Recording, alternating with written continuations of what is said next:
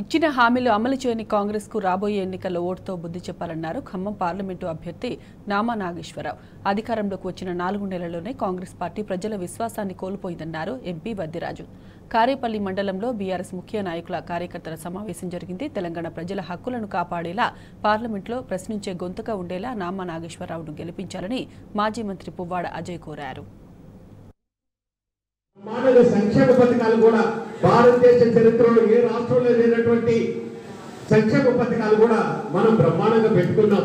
అయినా కూడా 10 సంవత్సరాలు అన్ని చూసినాక కూడా మరి ఇవాళ ప్రజలు ఒక విధంగా చెప్పాలంటే ప్రజలు మోసపోయారా, ప్రజల్ని మోసం పెట్టారా? మోసంలో ఎవరనేది కానీ మోసం మట్టికి జరిగింది.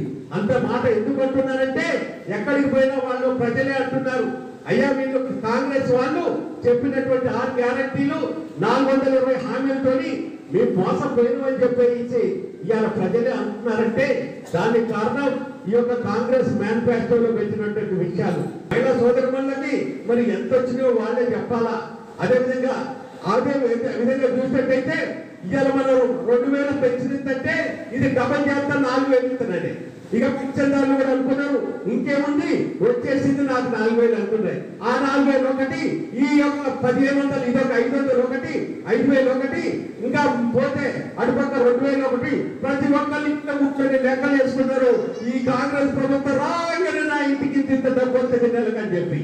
అంతేకాకుండా ఏం చెప్పారు వీళ్ళు, ఇదే కాంగ్రెస్ మేనిఫెస్టో బుక్ నేను తీసుకొని మాట్లాడుతున్నా.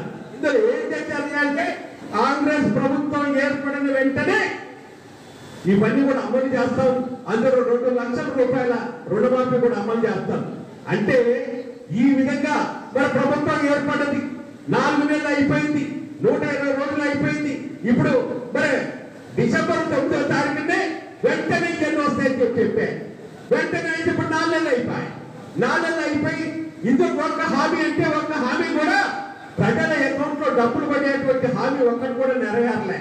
ప్రతిపక్షం అంటే ప్రజల పక్షం, అధికార పక్షం ఇచ్చిన హామీలని ప్రజలకు చేయకపోతే, ప్రజలకు నెరవేర్చకపోతే ప్రజల తరఫు నుండి ప్రజల యొక్క బలంగా దాన్ని వినిపించి బలంగా అధికార పక్షం మీద ఒత్తిడి తీసుకొచ్చి ప్రజలకు మేలు జరిగే ఒక బృహత్తర కార్యక్రమం ప్రతిపక్షం చేస్తారు. ఇవాళ బీజేపీ మోడీ గారు తమిళనాడుకి నీళ్లు ఇవ్వడం కోసం ఇచ్చంపల్లి దగ్గర బ్యారేజ్ కట్టి నీళ్లను నిలబెట్టి గోదావరి నీళ్లు తమిళనాడుకి తీసుకుపోతా అంటారు. ఒకవేళ అదే జరిగితే మన గోదావరిలో మనకున్న మిగులు జలాల మీద ఉన్న వాటా ఏదైతే ఉన్నదో అందులో తమిళనాడుకి తీసుకపోయి ఇస్తా ఉంటే తీవ్రంగా నష్టపోయేది మనమే. కానీ దానికి వ్యతిరేకంగా మాట్లాడగలిగే శక్తి బీజేపీకి ఉంటుందా? మోడీ గారు తీసుకున్న నిర్ణయానికి ఉండదు. అట్లనే కాంగ్రెస్ పార్టీ కూడా గతంలో తెలంగాణకు వ్యతిరేకంగా నిర్ణయం తీసుకున్నారు. తెలంగాణ ఏర్పాటుని ప్రకటించిన తర్వాత మళ్ళీ యూటర్న్ తీసుకున్నారు. కానీ తెలంగాణ కోసం బలంగా పోరాడింది ఎవరే అంటే అప్పుడున్న టీఆర్ఎస్ పార్టీ, ఇప్పుడున్న బీఆర్ఎస్ పార్టీ, కేసీఆర్ గారి నాయకత్వం. ఎంత బ్రహ్మాండంగా ఉండే మన 10 ఏళ్ల పాలన. కేసీఆర్ గారు ఎక్కడ చూసినా కూడా బ్రహ్మాండంగా ఎక్కడ పోతా అంటే పంటలు, రోడ్ల పడి ధాన్యాలు, నీళ్లు, చెరువులు అయితే ఎక్కడ కూడా ఒక్క చుక్క. ఈ జూన్లో కూడా మత్తడి పోసేది, మేలో కూడా మత్తడి పోసేది, ఎండాకాలంలో కూడా మత్తడి పోసేది. నీళ్ళు చూసిన వాళ్ళం. ఇప్పుడు భూగర్భ జలాలు పోయినాయి, కిందికి అడగండిపోతున్నాయి, చెరువులలో నీళ్ళు లేవు. పాలేరు రిజర్వాయర్ లాంటి ప్లేసులనే నీళ్ళు లేకపోతే అన్న మొట్టమొదటి ప్రచారమే పాలేరు రిజర్వాయర్ మిడిల్ ప్రాజెక్టులకు పోయి నీళ్లు లేవని చూపించడం జరిగింది. అక్కడి నుంచి స్టార్ట్ చేశాం. ఇవన్నీ ఎందుకు చెప్తున్నామంటే సమర్థవంతమైన నాయకులు ఉంటే రైతులకు ఏం కావాలో తెలుసుకొని అవన్నీ చేస్తారు. తెలంగాణ రాష్ట్ర విభజన కాకముందు మొత్తం రాష్ట్రం అంతా కొడితే మన తెలంగాణ జిల్లాలలో దాదాపు ఒక 28 నుంచి 30 లక్షల టన్నులు ఉండేది ధాన్యం పంట. కానీ 10 ఏళ్లలో సాధించింది ఏం తెలుసా? 10 టైమ్స్ ఎక్కువ, 10 సార్లు ఎక్కువ.